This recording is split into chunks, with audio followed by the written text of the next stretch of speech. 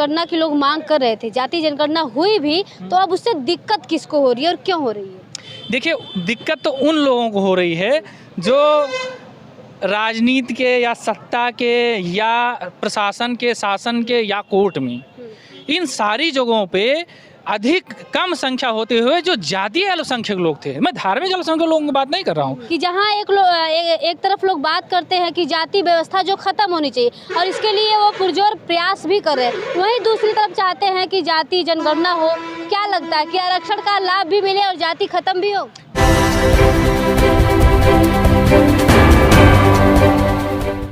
जी हाँ, मैं समता की सपोर्टर हूँ, मैं रोशनी रिपोर्टर हूँ। नमस्कार, मैं हूँ आपके साथ रोशनी और आप देखना शुरू कर चुके हैं रोशनी की रिपोर्टिंग गांव से शहर तक।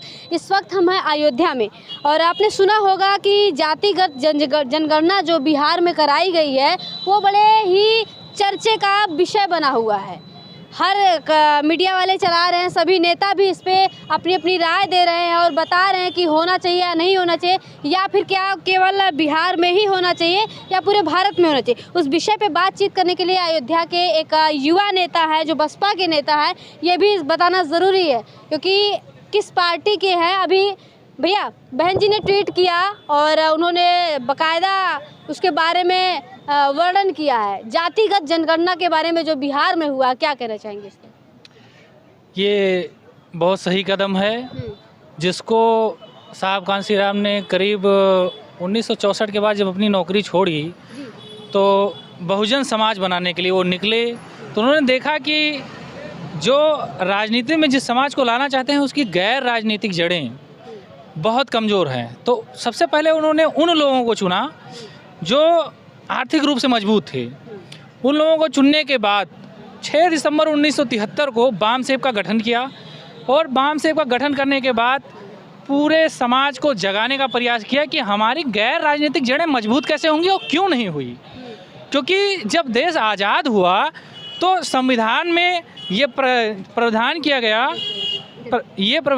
गया कि समाज का निचला से निचला तबका, जो हमारे देश में एक जाति व्यवस्था जिसको सदियों से बनाया गया था, उस जाति व्यवस्था के कारण जो सामाजिक, आर्थिक, शैक्षणिक पिछड़ापन है उसको कैसे दूर किया जाए और राजनीतिक पिछड़ापन कैसे दूर किया जाए। राजनीतिक पिछड़ापन तो बाबा साहब ने आरक्षण दे के जो है पूना पैक्ट समझौते में जो स्वतंत्र जो है चाहते थे कि स्वतंत्र रूप से हमारा प्रतिनिधित्व हो, वो नहीं हो पाया।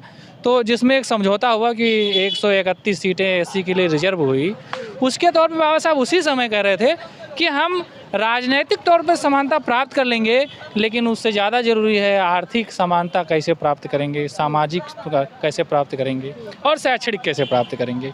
लेकिन जब देश आज़ाद हुआ और जो संविधान बनाया गया कि SC ST और OBC, SC को ST मिला के 22% रिजर्वेशन और जितनी जिसकी संख्या है OBC को करीब 52% रिजर्वेशन मिलना चाहिए था। तो SC का रिजर्वेशन तो लागू हो गया। जब जाति प्रधान देश है, जाति के हिसाब से यहाँ पे सारा समाज चल रहा था, तो जो पिछड़ा था उसको न्याय मिलना था, उसके लिए रिजर्वेशन की व्यवस्था की गई।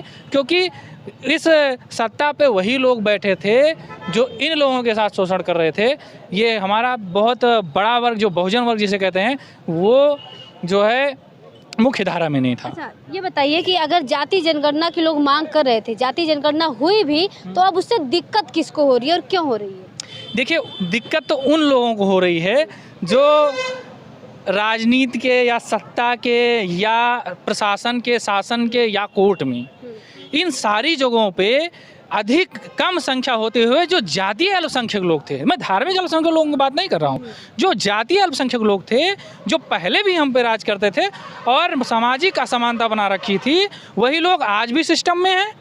तो जब जाति आधार जनगणना हो गई तो ये पता चल गया कि कौन सी जाति के लोग कितना हैं, और संविधान में प्रावधान है कि जिसकी जितनी संख्या भारी उसकी उतनी हिस्सेदारी। ये तो साहब कांसी राम ने कहा था। तो जितनी जिसकी संख्या है उसके आधार पे आपको उसको हक अधिकार देना पड़ेगा। इसलिए कुछ लोगों को प्रॉब्लम है कि जाति जनगणना क्यों होनी चाहिए। कि जहाँ एक तरफ लोग बात करते हैं कि जाति व्यवस्था जो खत्म होनी चाहिए और इसके लिए वो पुरजोर प्रयास भी कर रहे हैं, वहीं दूसरी तरफ चाहते हैं कि जाति जनगणना हो। क्या लगता है कि आरक्षण का लाभ भी मिले और जाति खत्म भी हो? जो लोग सत्ता में बैठे हैं, जो लोग प्रशासन में बैठे हैं, जो हुक्मरान रहे, उन्होंने क्यों नहीं ये निचले तबके को मुख्य धारा में लाने का अब तक काम किया? अगर ये मुख्य धारा में उनको ले आते, उनका हक अधिकार दे देते, तो जाति जनगणना की जरूरत पड़ती। समानता का व्यवहार तो होता है। समानता का कौन सा व्यवहार होता है? समानता का व्यवहार यही है कि जो है जब यूपीएससी का रिजल्ट आता है तो जो ओबीसी एससी एसटी लड़का अच्छा नंबर पाता है रिटर्न में, उसको इंटरव्यू में कम नंबर देके आप पास कर देते हो, फेल कर देते हो। और जो जातीय अल्पसंख्यक हैं वो कम नंबर लेकर भी आते हैं तो इंटरव्यू में 200 के आपके वाइबा में आप 198 नंबर 150 नंबर दे के उनको सीधे आप आईएएस बना रहे हो। और दूसरी बात 200 सीटें लेटरल एंट्री द्वारा जिसका कोई सार्वजनिक नहीं कर रहे हो, आप डायरेक्ट आईएएस बना रहे हो, डायरेक्ट सचिव बना रहे हो। तो ये क्या है? आप समानता की बात कर रहे हो? समानता उठने बैठने में हो गई, सामाजिक तौर पे समानता हो गई, लेकिन क्या प्रतिनिधित्व के तौर पे समानता आई? क्यों नहीं आई? इसका मतलब आपके दिल में खोट है, आप ही समानता नहीं लाना चाहते हो। अभी लोगों के मन में, लोगों के दिमाग में कहीं ना कहीं खलबली है इस जाति जनगणना को लेकर जो बिहार में हुआ है, क्या कहेंगे? देखिए, जो मनुवादी विचारधारा के लोग हैं, जो चाहते हैं कि हम अल्पसंख्यक होते हुए हम ही बहुसंख्यकों पर राज करें, जिससे देश का विकास भी रुक रहा है, तो ऐसे लोगों को प्रॉब्लम है। लेकिन जो बहुत बड़ा तबका, जो बहुजन तबका है, जो जिनकी गिनती हुई है, वो लोग तो खुश ही होंगे ना कि हमें हक अधिकार मिलेगा। अब ये बताइए, जो लोग राज कर रहे हैं जातीय अल्पसंख्यक लोग, हमें 16.66% अपनी जमानत बचाने के लिए चुनाव में वोट चाहिए, लेकिन बिहार में वोट इन लोगों की संख्या कितनी है? 14.54 ऐसे कुछ संख्या आई हुई है। तो इनकी संख्या तो इतनी भी नहीं है कि अपनी जमानत बचा सकें। बहुजन जो समाज है वही इनको सत्ता तक पहुंचाता है, लेकिन जब सत्ता तक इनको पहुंचाता है तो इसकी हक अधिकार नहीं देते हैं। तो इसलिए जानना जरूरी है कि हमारी संख्या कितनी है, बिघाव में हमारे कितने अधिकारी हैं। एक चीज़ बताइए, आज जो मेजॉरिटी में है वो भी तो कुछ नहीं बना पा रहे, जो माइनॉरिटी में है वो तो उनकी तो शासन, उनका सत्ता है। देखिए, सबसे बड़ी बात थी जाति जनगणना की कि बाबा साहब 1931 में राउंड टेबल कॉन्फ्रेंस में अंग्रेज़ों से कहा कि हमारी गणना होनी चाहिए जो पिछड़े लोग हैं। तो पिछड़ों की गणना हुई, तो जो समतल इलाकों में थे वो एससी हो गए, जो जंगली इलाकों में थे एसटी हो गए।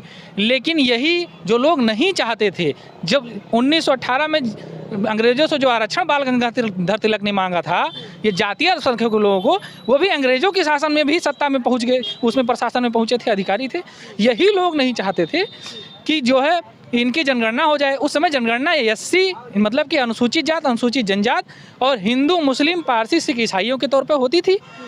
तो जो जनगणना हुई तो लोगों को जाके समझा दिया। जब बाबा साहब कहते थे कि आप जब यहाँ पे साइमन कमीशन आएगा, ये लोग पूछेंगे आपसे, तो अपनी सूची में नाम दर्ज करा देना कि हम पिछड़े हैं, हमको शिक्षा नहीं मिल रही है, हमारे पास ज़मीनें नहीं हैं, तमाम चीज़ों को बता के अपना दायरा रख दें। तो यही लोग जाते थे, समझाते थे कि आप अगर उस लिस्ट में लिख दोगे तो नीची जाति के हो जाओगे। तो जाति किसने बनाई? कौन कह रहा था नीची जाति के हो जाओगे? इन्हीं लोगों ने तो बनाई। जब इन्हीं लोगों ने कैटेगरी बनाई, इन्हीं लोगों ने हमको मंदिर में जाने का अधिकार, शिक्षा न लेने का अधिकार, ज़मीन न रखने का अधिकार, किसने बनाया था? मनुस्मृति में क्या लिखा है? ये जो व्यवस्था थी उस व्यवस्था परिवर्तन के खिलाफ ही तो काम कर रहे थे साहब। सामाजिक परिवर्तन चाहते थे बाबा साहब, लेकिन इन लोगों ने सबको बरगला के एक आंदोलन चला दिया, ऊंचा आंदोलन चलाया, जनेऊ संस्कार किया, तमाम चीज़ें की, लोगों को गुमराह किया। और हाँ, क्या लगता है कि इस जाति जनगणना से बिहार की बात करें तो बिहार के चुनाव में इसका कुछ असर पड़ेगा लोगों में? देखिए, मैं फिर से पीछे जाता हूँ। 1931 में जो जनगणना हुई, एससी एसटी यानी अनुसूचित जात, अनुसूचित जनजात, हिंदू, मुस्लिम, सिख, ईसाई और पारसी, तो उसके बाद 1941 में फिर जनगणना होती है। और 1941 में जब जनगणना होती है, सभी वर्ग के 15% जनसंख्या बढ़ती है, लेकिन जो अनुसूचित जनजात थे और अनुसूचित जाति के लोग थे, उनका 7.5 लाख जनसंख्या घट गई। आप बताइए कैसे घट गई? क्योंकि इसलिए घट गई कि जो मनवादी मानसिकता के लोग थे, जो समानता नहीं चाहते, उन्होंने ही घटाई, उन्होंने ही तो घटाई थी। अगर वो ना घटाते तो इन लोगों की संख्या उतनी ही होती। तो इसका मतलब हमेशा षड्यंत्र होता रहा है। इसलिए वो बाबा साहब क्या कहते थे कि जिसकी मान्यता नहीं उसको अधिकार नहीं। जब हमें पता ही नहीं है कि हम कितने लोग पिछड़े हैं, यहाँ जाति की बात कहाँ से आई? यहाँ तो पिछड़े की बात आई, जो समाज की मुख्य धारा में नहीं है। यहाँ जाति की बात तो आई नहीं। लेकिन जातियों में कैटेगरी किसने बांटी है? तो किस किस जाति के लोग पिछड़े हुए हैं? तो हम तो गिनती पिछड़ों की कर रहे थे ना, कि जाति की कर रहे थे। तो आज जो जनगणना हुई जाति की थोड़ी हुई, पिछड़ों की हुई। लेकिन जाति तुमने बनाई है, जाति प्रधान देश है, तो उसमें हमें मजबूरी में काउंट करना पड़ा है किस जाति के लोग पिछड़े हुए हैं। तो जनगणना जाति की नहीं हुई, जनगणना पिछड़ों की हुई। जनगणना जब पिछड़ों की हुई तो उसमें अगड़ों की हुई। तो फिर जाति जनगणना नहीं है, इसको नाम भले दिया जा रहा है, ये पिछड़ों की जनगणना है। ये समाज की मुख्य धारा में जो लोग नहीं हैं उनकी जनगणना है। जो सामाजिक तौर से सताए गए हैं, जो हुक्मरान कभी नहीं बने, जो मुख्य धारा में नहीं, उनकी जनगणना हुई है।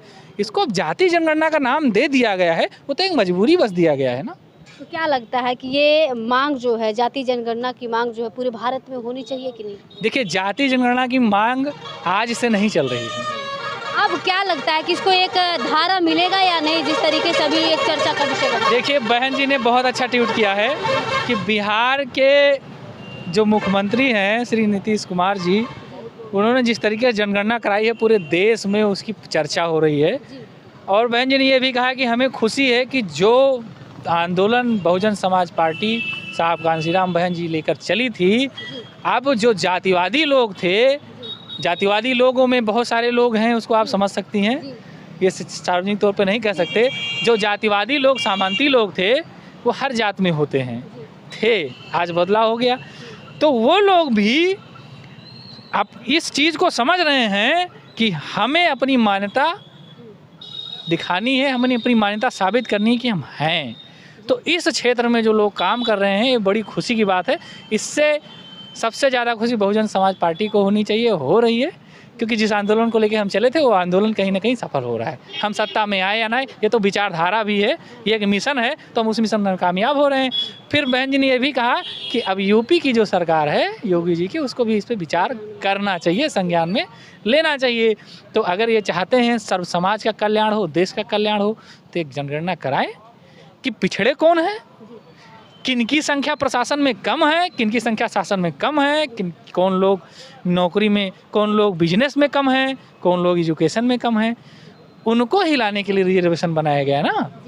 रिजर्वेशन की ज़रूरत इसलिए पड़ी कि लोगों की मानसिकता नहीं चेंज की जा सकती है कि फलाने का परिवार हमारे यहाँ हरवाही करता था, तो उसका बेटा जो है कलेक्टर कैसे बन जाए। ऐसी सोच के लोग हैं, ऐसी सोच के लोग जो शासन में, प्रशासन में, जो एकलव्य का अंगूठा काटने के लिए जो आदमी काबिल है, जो होनहार है, उसको सिलेक्ट नहीं कर रहे हैं। ऐसे लोगों को सबक सिखाने के लिए, ऐसे लोगों से बचाने के लिए ये रिजर्वेशन लाया गया। रिजर्वेशन यही नहीं, दुनिया में है। और दुनिया में जैसे आपके दक्षिण अफ्रीका में काला और गोरा का था, देखिए काले लोग फिल्मों में भी हैं, क्रिकेट में हैं, लेकिन हमारे यहाँ फिल्मों में, क्रिकेट में, प्राइवेट सेक्टरों में तो रिजर्वेशन है नहीं। तो हम मुख्य धारा में कैसे आएंगे? तो ये पिछड़ों की संख्या का गणना हुई है, ना कि जाति गणना है। हम कहते भले हैं जाति, क्योंकि जाति प्रधान देश है तो जाति कहना पड़ रहा है, बाकी पिछड़ों की जनगणना। चलिए, बहुत बहुत शुक्रिया। जिस प्रकार से एक चर्चा का विषय बना हुआ है पूरे देश में जाति जनगणना को लेकर, जो कि बिहार सरकार ने किया है, तो इस प्रकार जो ये मांगे उठ रही हैं, जो बहुजनों के मन में ये था पहले से ही, लेकिन क्या लगता है कि इसको एक धारा मिलेगी और भी इस पे चर्चाएं होंगी और भी इस पे मांग उठेगी कि केंद्र सरकार भी इसको संज्ञान में ले, यूपी सरकार भी, योगी बाबा भी इसको संज्ञान में ले और जाति जनगणना होनी चाहिए। जिसकी जितनी संख्या भारी उसकी उतनी हिस्सेदारी। इस विषय पे जो युवा नेता, बसपा के नेता अमरजीत भाई ने कहा है, क्या कहना चाहेंगे कमेंट बॉक्स में लिखकर ज़रूर बताएं। जनगणना पे आपकी क्या राय है, कमेंट बॉक्स में लिखकर ज़रूर बताएं। मैं अयोध्या से रोशनी, कैमरा पर्सन पल्लवी।